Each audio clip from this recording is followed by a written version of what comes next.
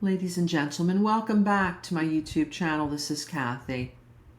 On November 6th, 2024, Judge Hippler in the Idaho 4 case rendered an order of proceedings for the November 7th, 2024 hearing.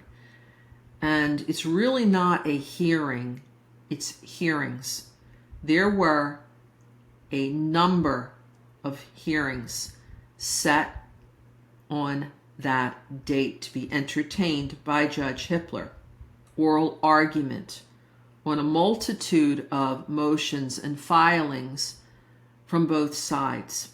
And what I think the court did here was render an order that was really important to ensuring both due process and effective courtroom management and case management.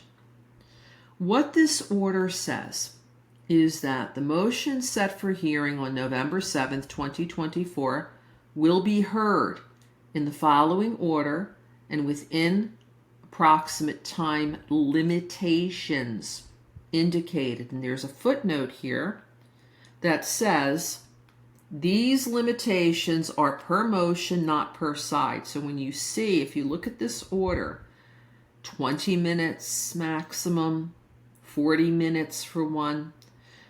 This means the maximum time afforded state and defense, not 20 minutes for the state, 20 minutes for the defense, 40 minutes for the state, 40 minutes for the defense. Where the due process issue and ensuring due process comes into play, because what he says next is that in the event more time is needed and the motions cannot be heard in one day, the court will continue the hearing to November 8th, 2024.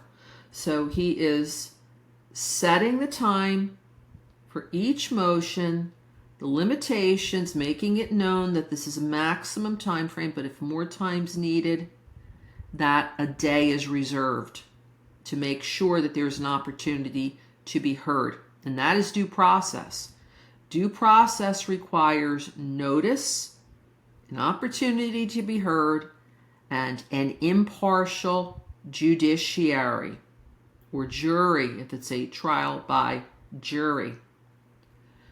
So what I like about this is that Judge Hippler, much in the spirit of the Indiezone podcast series that I have on Spotify, on Apple, on so many other platforms around the world, is that we cut to the chase.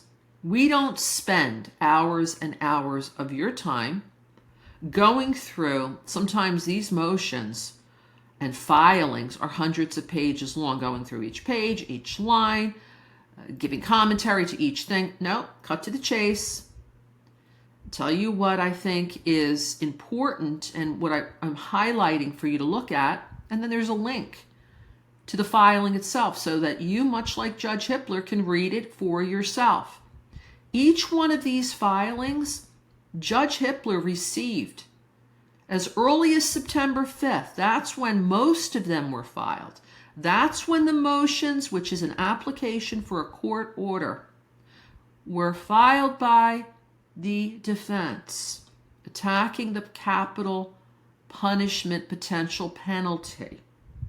Then there were responses that came a month later in October and replies from the defense also in October. So Judge Hippler has had these motions before him, the responses and the replies, and has been able to look up the case law and make some determinations going in. This is oral argument. This is the opportunity for both sides to point out what they think is important and answer the judge's questions, not go through their entire motion as though they're presenting it for the first time.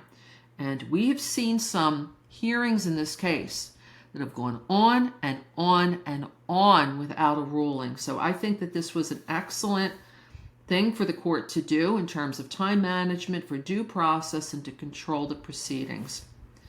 This will now conclude this presentation on the Idaho 4 case.